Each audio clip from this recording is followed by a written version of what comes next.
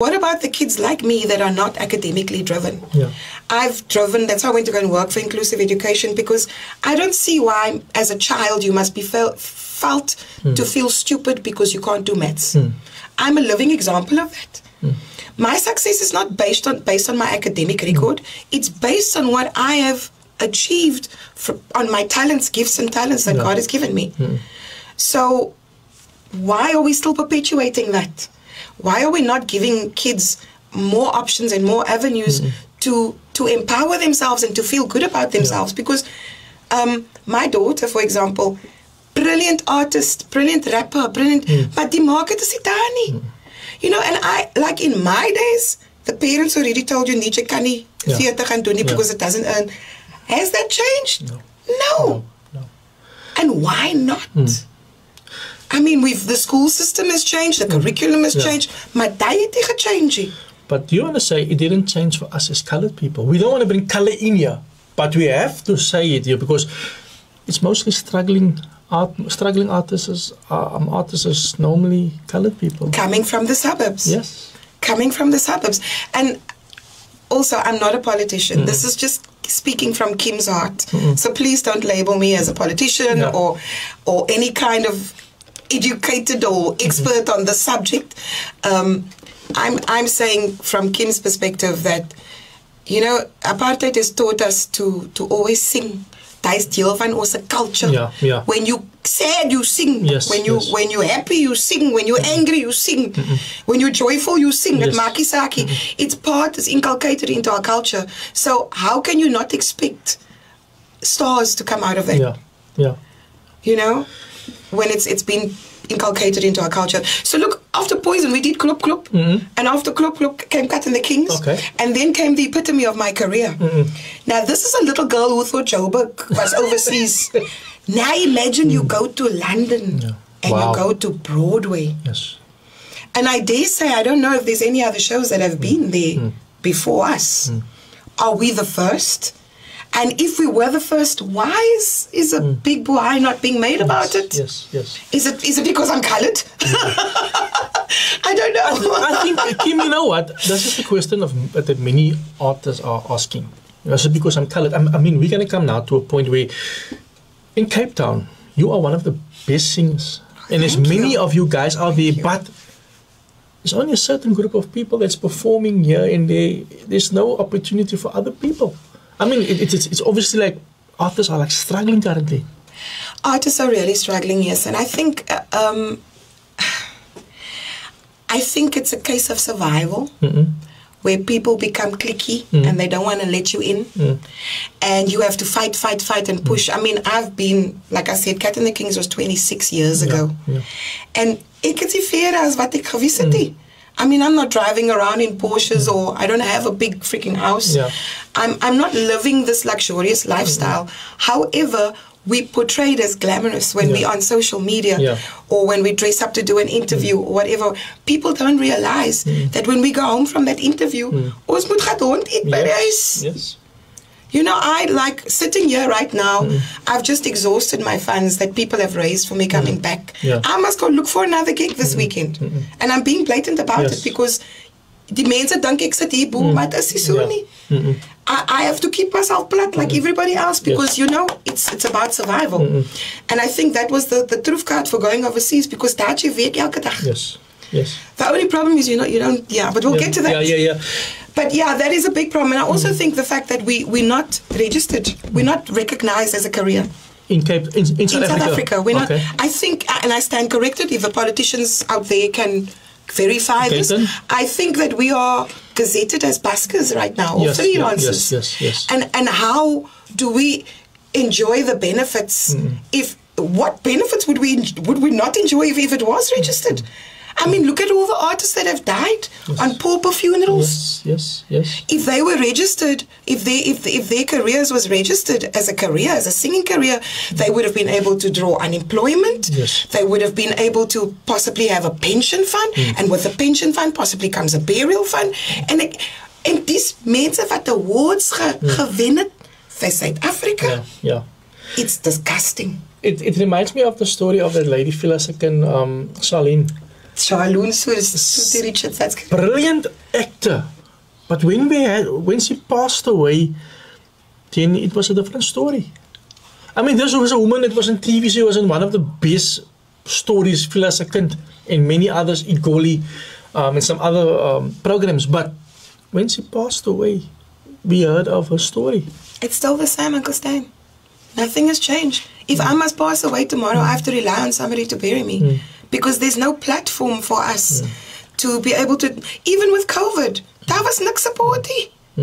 You know, I'm fortunate in the way that when I came from Broadway, I went into corporate. So I luckily am empowered with an academic record as well through Vodacom that I worked for 15 years. And because of that, I could fall back on social development and my other skills. But let me tell you, I know actresses. You know that I've been in Zuidooster, Arendsvlei. I just did something on Summertide now that actually filmed while I was in Spain. Okay. If the directors and producers are watching, I'm back. And I'm ready to work. But actors and actresses now on TV are not any better off than us. No. And that's actors. Look, they still have contract work where they're forced to pay the tax and the UIF and but me going to work at one of these pubs or restaurants down the road, I have to force that coordinator to give me a contract. Then I will be able to enjoy the benefits of it. But no met die contract moet not understand, they can't pay you below the belt if they give you a contract because dan gaan dit opkom. Yes. Op die system.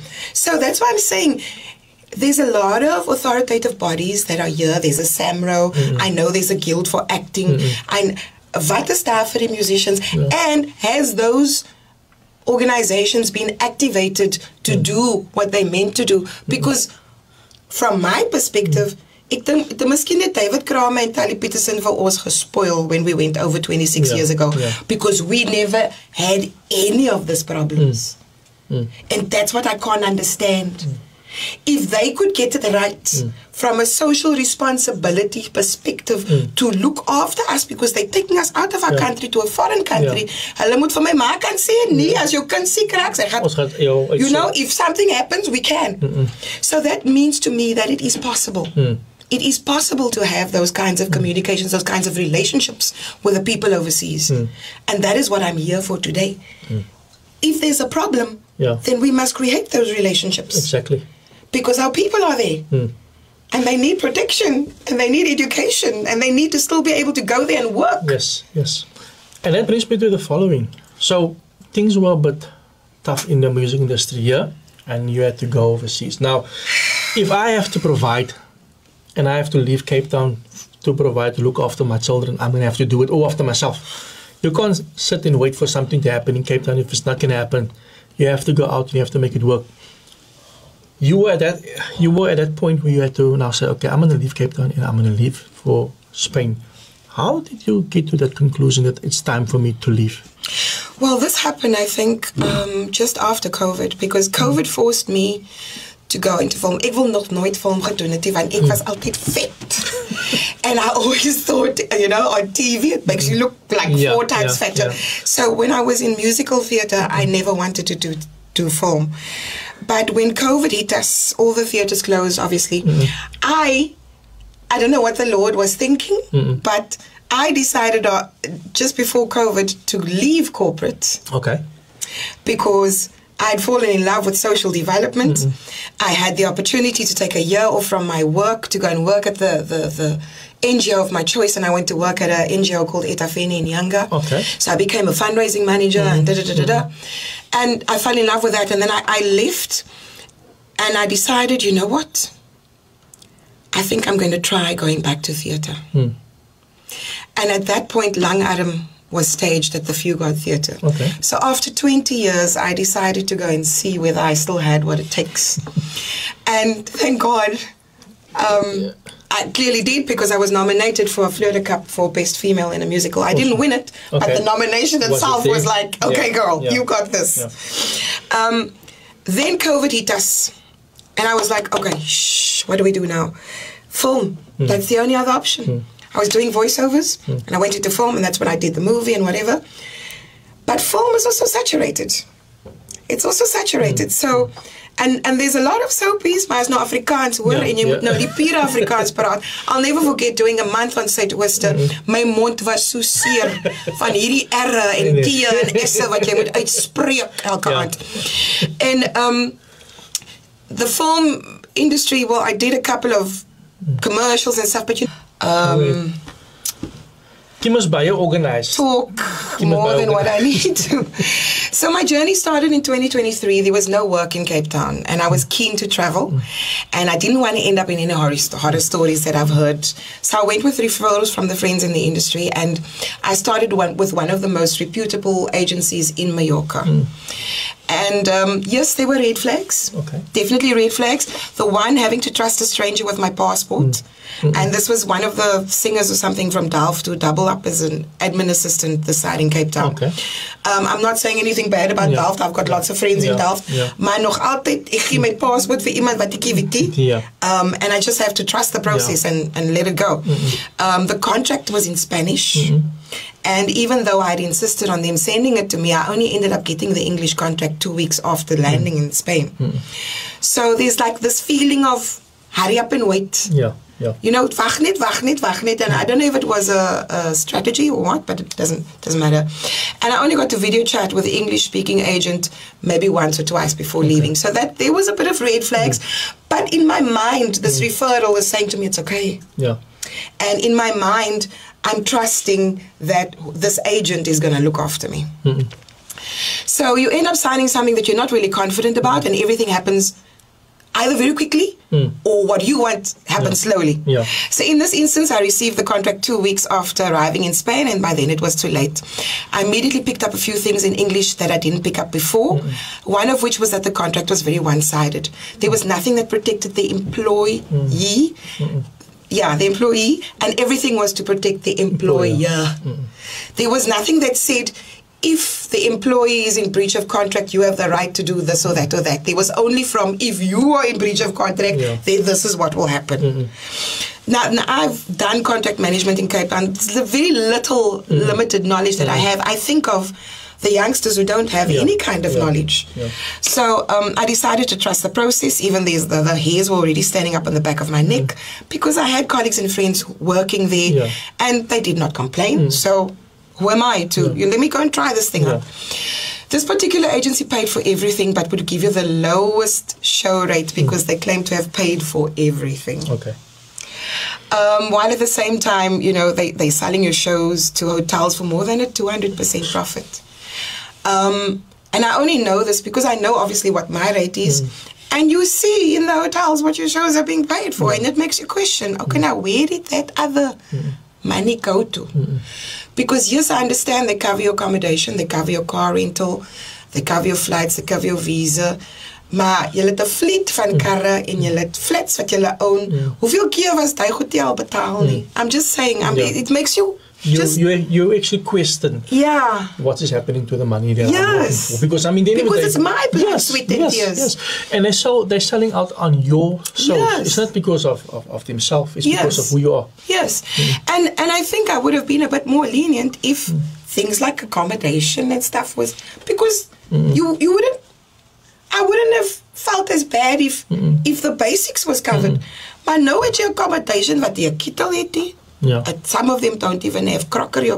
No bedding. Wherever you go, there's no bedding. Jy moet jou eie bedding koop. Now, what must you do after 6 months with that bedding and that kettle? And that's what gaat jy doen? You must leave it there. Because you're going and who's going to cover that money?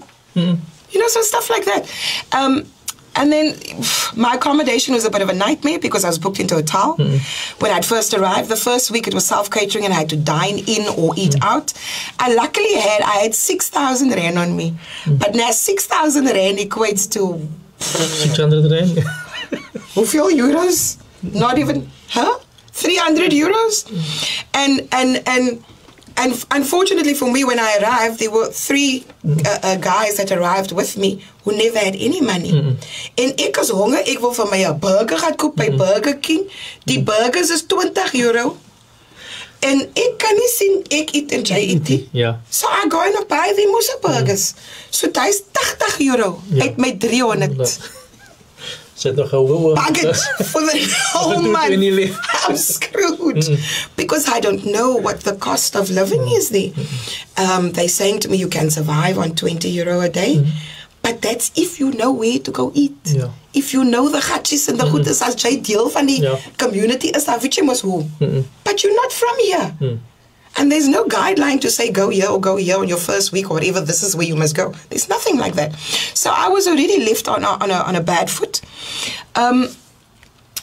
They were waiting on an advance from the agency because that's apparently a regular thing there. Okay. So some of these kids actually go over without money. And then they end up being in an advanced situation. And with my second agency, that's where I ended up being, which was a total nightmare. So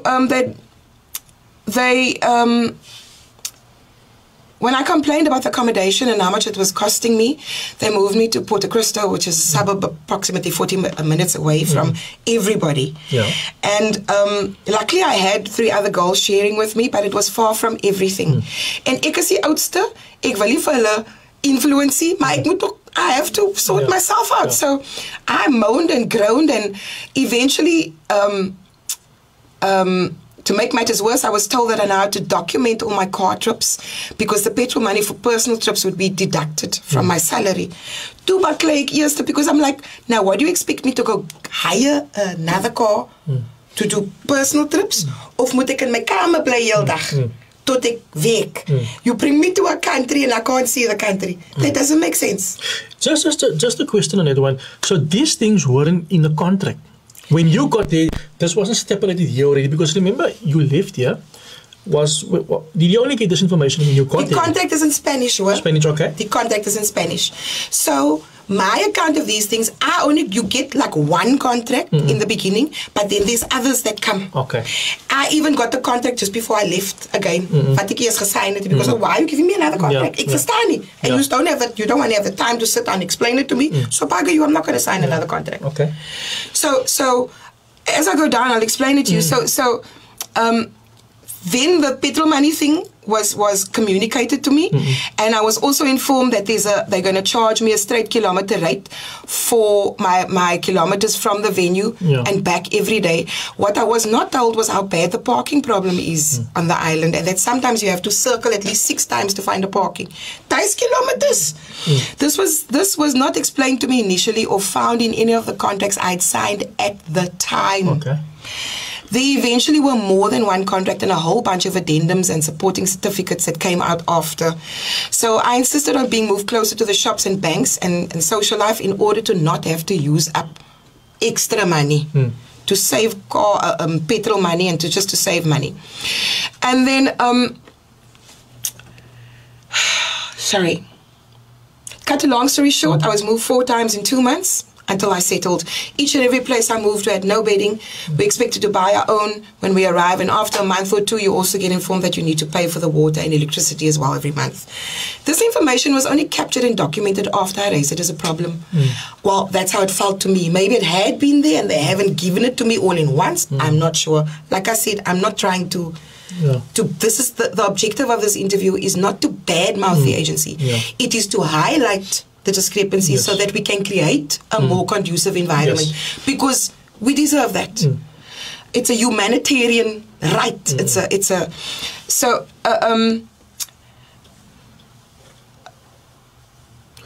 I raised a problem, and then I just decided, we're learning as we go along. I never had any costumes for my first 3 months.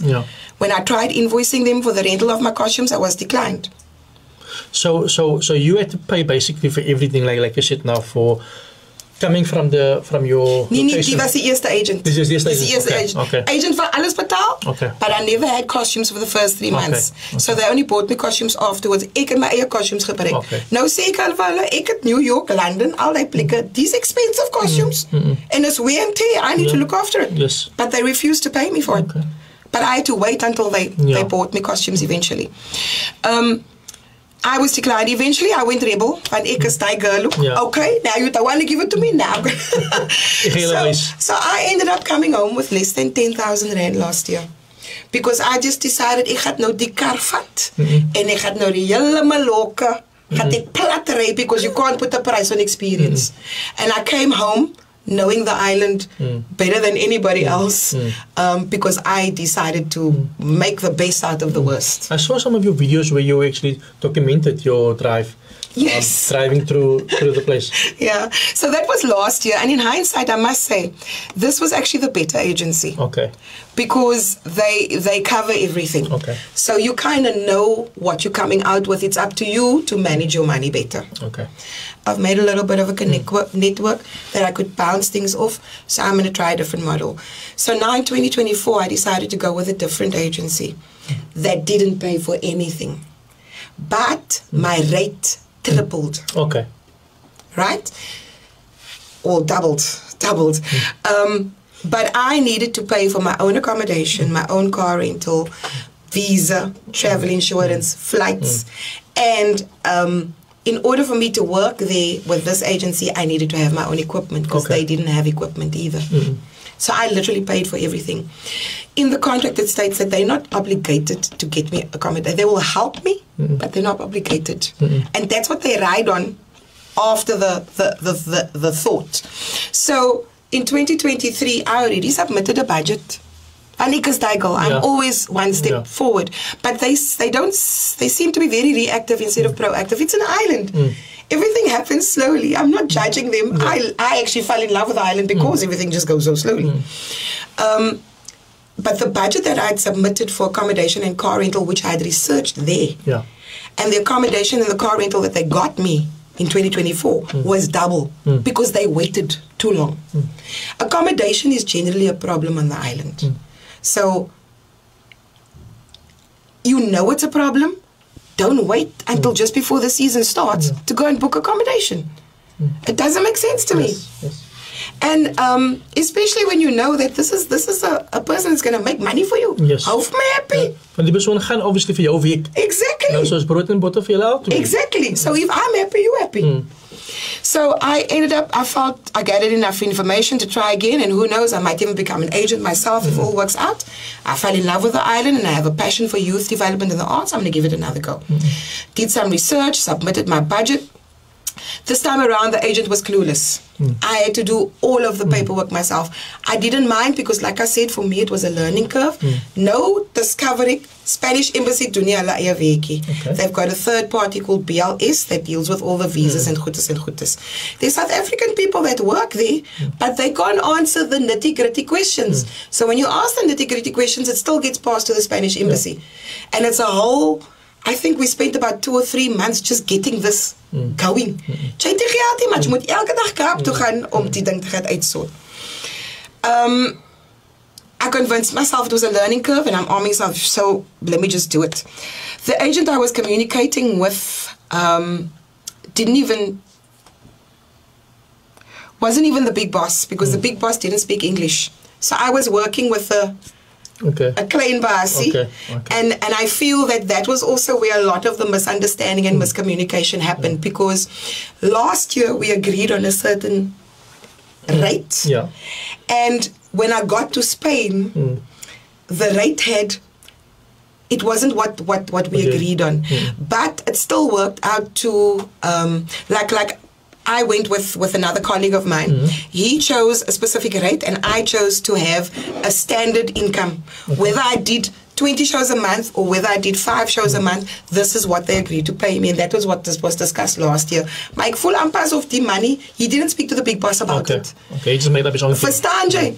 And then, but where he saved his bat was, if you convert it to the show rate, it still works out to that standard amount that I was supposed to get if I had done 20 shows a month. So once again, ek is daar, wat gaat ek doen? I can't say to them, send me home, but because it's not what I agreed on. Jy sit daar, what can you do? Plus you have this thing on your head. And I want to make this very, very known, because, and this stems from my childhood also. I was called Sturvy. Toe ek SP toe gegaan het, en nou sê ek in die drama klas, en ek kom huis toe, en ek roll my error, en my own community het vir my gesê, jy Sturvy, jy dink jy's beter as ons. Nou gaan jy overseas, jy wil nie nog huis toe kom en sê, jy kom huis toe met niks sien. Wat gaan die mense sê? Jy dink jy's beter as ons, maar nou, kyk hoe kom jy nou huis toe. En jy weet baie van die mense follow vir jou op Facebook, and you obviously post, and you you don't want to tell people what you're going through, right? You want to make the best out of it, because remember, you also have a mother here. You don't want your mother to be upset, or those your children. True. So I think you made it as if it was okay, because I also thought, yeah, but he's a big king. But then when I saw the post a couple of weeks back, and I saw you losing weight, you lost a lot of weight over there. My blood pressure went up in the first month. It was 151 over something. I ended up in hospital having to go back onto my blood pressure pills. And now, just before I left, I ended up in hospital with a €100 bill. Even though I have travel insurance, you must pay it first and then claim it back. €100. It was crazy. 1,000 euros. It was crazy. So yes, it definitely was debilitating for my health. And you must understand why. You are alone. Yeah. Nobody is there to support you because they don't speak English. They don't have the same challenges that you have because they have residency. Yeah. They have the bus ticket that they don't have to pay for to go everywhere else. They have the discounts for the flights that they don't. There's lots of perks and benefits of being a resident that you can't enjoy. No. And there's a kind of mentality that you have to speak their language. Otherwise you don't get helped. And you get passed from one pillar to the next because it's like, shh, just go away. You were like a nuisance. You were like a foreigner. Yeah. There's another lady that we just want to bring in quickly because we're 15 minutes late. Oh my gosh, I've been speaking that long. So there's a lady that we're going to speak to now quickly that also experienced the same. And we want to listen. Her name is Mia, right? Mia Havenga, yeah. We want to listen to Mia's story as well, just to verify Kim's story, because there's many more artists out there that went through the same situation. And I mean, I know politicians are watching. Ik weet zo wat. Maya Jordan, I know sometimes you also watch. We need to address this matter. Politicians and those in power, you guys need to help these people. True. Because we need to prevent this from happening again to our youngsters. And look, in the musicals and stuff, we've been singing about this. With paying petrol out of your own pocket to get to shows. And Kim will tell you, some of these shows are 2 hours across the island. Yeah. I was driving for at least 3 to 4 hours every single day. Because you work the entire island and everything is like an hour away. And you have to pay also. Yeah. These girls that I was placed with, they were having delayed payments. So they were in the same boat as me. They were also having to make a debt to get by and also for us to get to shows. It wasn't informed that there was a similar show on that island. So the hotels weren't wanting to book us, and we didn't know why, because we made it work. We put ourselves together. One of the members in my group, she was quite young and didn't spend her money wisely. So myself and one of the members in the group who was older, we felt obliged to feed. And so I was covering not just myself, but I was feeding another mouth, and I couldn't even afford myself. But now I had to make a plan for someone else's child. It gradually got worse to such an extent we were only doing 2 to 3 shows a week. We're not making money. We're not making money at all. And the agent is sort of like out of sight, out of mind. If I don't see you, I don't think about you. We felt abandoned. We felt neglected. Were these things in your contract, Mia? What things? These like if you're only going to have 3 to 4 shows, that this is what would happen. Was anything like this explained to you? In the event that we can't get you shows, this is what would happen. No, not at all. In fact, I got sick because of the black mold. I went to the doctor. Also, it was a pain because now I'm speaking to a Spanish doctor. And I'm on painkillers, and there's heavy choreography, there's very intense sequences that you have to do with the group, I'm on painkillers. And it was never made apparent to me that there's a facility that you can go to as an artist where you get a discount. It was never made apparent to me. They made me go to a private facility. I only found out after that we had the right to go to this facility. So even with me being sick, it wasn't it wasn't noted, it wasn't important enough. I still had to do the show. And at that point, myself and the group, we were just so unmotivated. We weren't making money. Things were really harsh. So we wanted to call a meeting. We had over 38 grievances between myself and the group. 38 grievances. Yeah. So I asked for an audience with the agent, the existing agent, and Big Boss. And we get to the meeting, and before I can even get through the first two, the agent decides they're leaving. This is too much for them. And within this meeting, it's very interesting because in the contract it states, if I terminate from my side, I have to pay my ticket home. If they terminate from their side, they have to pay the ticket home. They somehow, this is completely fraudulent. I have a friend who's a lawyer, and he happens to be into human rights. Completely fraudulent what they did. Somehow they managed to fire us and have us pay. They took our salaries away from us. I also got fired and I had to pay for everything. Mia, I'm so sorry that I have to wrap you up because they're going to be finishing the broadcast soon. But thank you so much for being courageous enough to speak up about this. Of course. I know your heart is also not it's not a smearing campaign. We just want to make things right for the guys that are still in Spain, for the guys that still want to go to Spain. And we're hoping our government is going to be able to step in and do something about it, because who are we? We are just singers and actors trying to make a living. Absolutely. So but thank you know you. What, Kim? One has to ask themselves, like, if you claim to be in your truth as an artist, to be courageous, to be an example for other people, we have to come forward. We have to speak about these things and not have fear. I believe that our role as artists is also to agitate, because we are the voice. We are the voices, and we have the platforms to be able to reach more than 500 people at a time. So, that actually brings me to how I wanted to end this by asking other people who've had similar experiences to talk up about it. You don't have to be aggressive. You don't have to be ugly. We're not here to shut down any agencies, because I still want to go back to Spain. Just that same philosophy that I had with the day hospital in Retreat. I want to go back and hold you accountable. I want to have a good experience. I want to come back and say, this time around, my accommodation was excellent. You know, my rate is increased because somebody actually listened to me.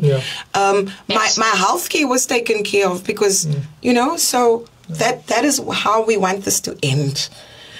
Absolutely. This is actually very sad. I think I made some good points, and like I said, Gul, we could write a book at this point. True. But we could go on and on, but it's also to give courage to artists that are experiencing the same kind of things to come forward and speak. They did not sign NDAs. You are allowed to speak about your experience and the trauma that you're faced. And look, at the end of the day, we also don't want to not be held accountable. As adults, we signed the contract. We